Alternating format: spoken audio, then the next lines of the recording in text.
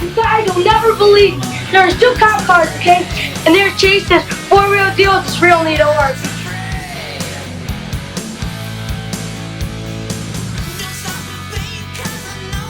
Back. A little surgery going on tonight. My rugged radio stuff all just showed up, so I just got done kind of roughing everything out. I still got to do all the power and ground wiring for it. But I wanted to see where everything laid out, make sure everything worked. So I figured I would show you basically just a dual band antenna. I actually welded these tabs on that I got from the guys from ATV Wolfpack before I coated the cage. So I've got some little zip tie tabs that I've welded on here as well. So I just secure that wiring, drill a small hole in the side of the cage right here, comes in, basically run some fish tape, comes down, and you can see the wire right there. So that comes out. Basically, you don't want any coils in that cord, so you need to get it to length. First time using the crimper, I used a 1 UHF connector and learned a lot. So the second one went on there perfect because then I knew exactly what to crimp and how everything laid over. I actually had a tougher time with a stripper than I did with anything else. I'm used to using just a razor blade. That's what I ended up doing and turned out good. So I got all that laid out, kind of where I wanted it, and obviously I've got everything just really quickly just powering up the system. But to give you kind of a glimpse, I know the lighting sucked the last time that I was trying to do the interior, so I figured I'd follow up.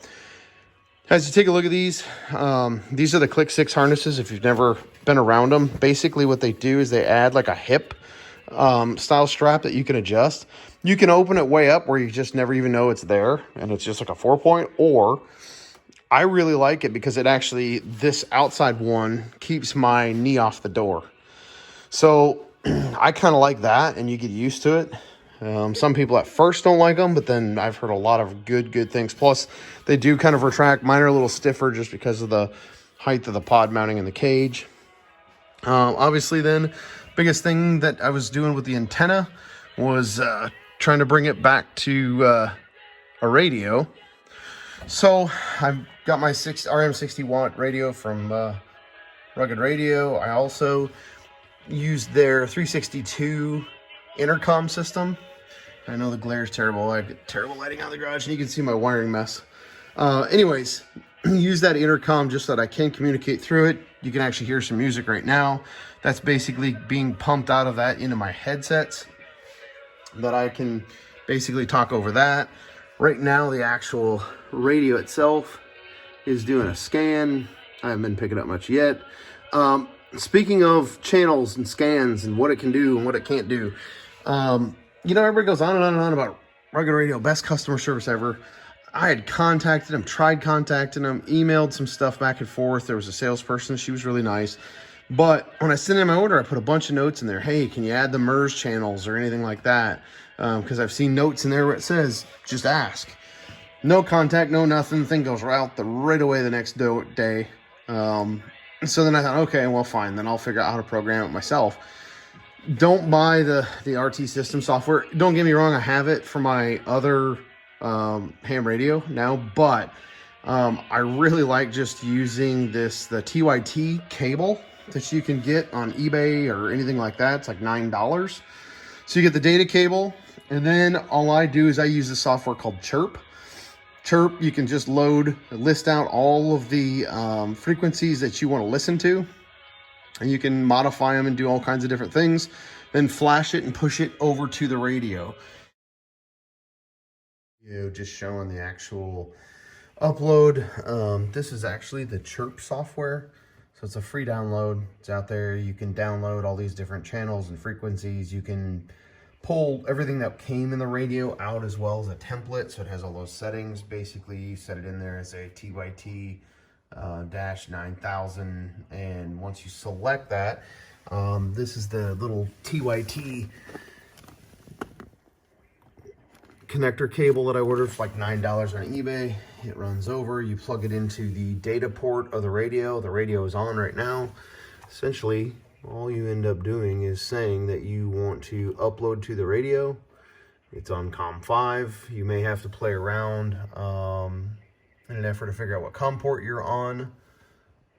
and it's going to give me a warning. You sure you want to proceed? This is test software. Essentially, it shows that. When it does this, you can see the warning goes on the dash telling you that it's being cloned with a percentage, I believe, of completion.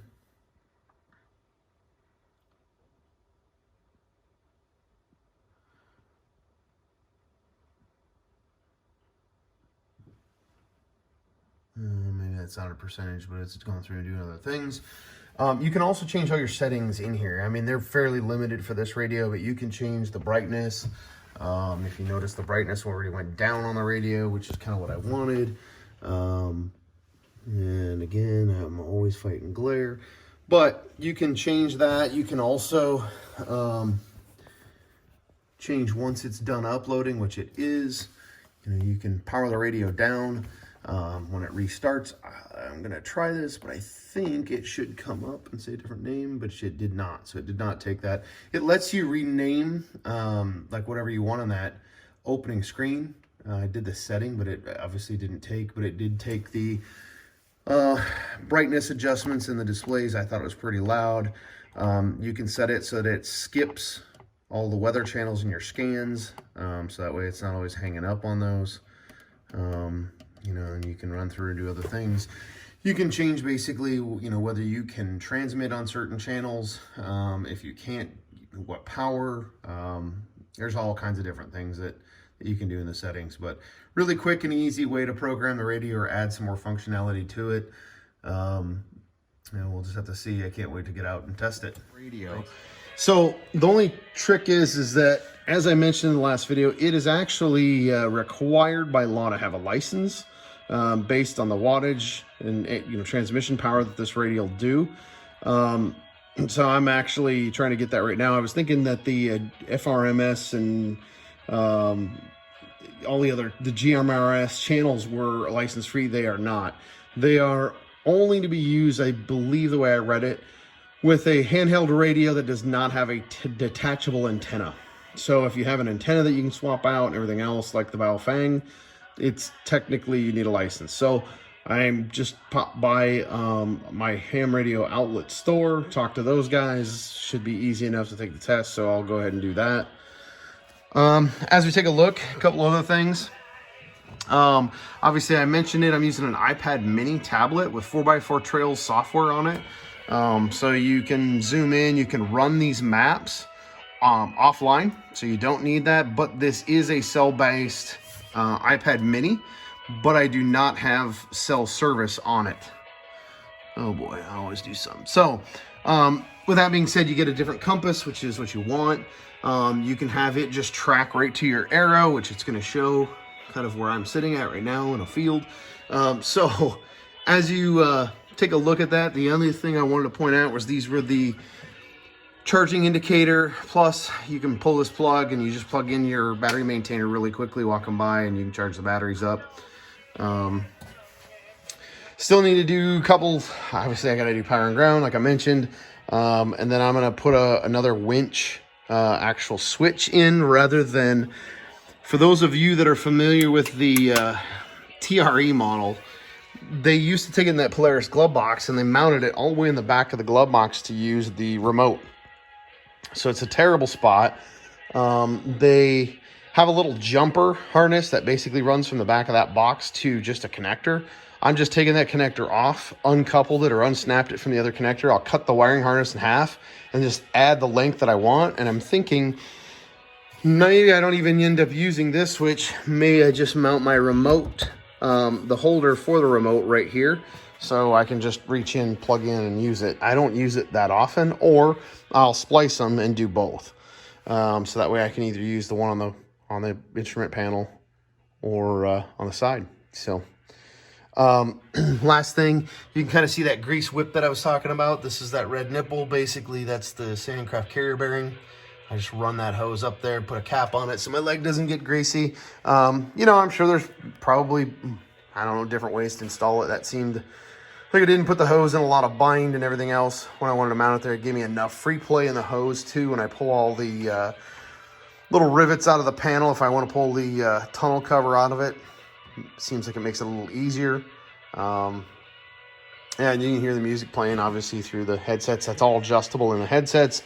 I did get the cables. What I think I'm going to end up doing is using Nexus plugs down underneath in the bottom of this. So that'll be the next video. Just thought I would kind of keep everybody updated and kind of show you what I've been working on. Thanks.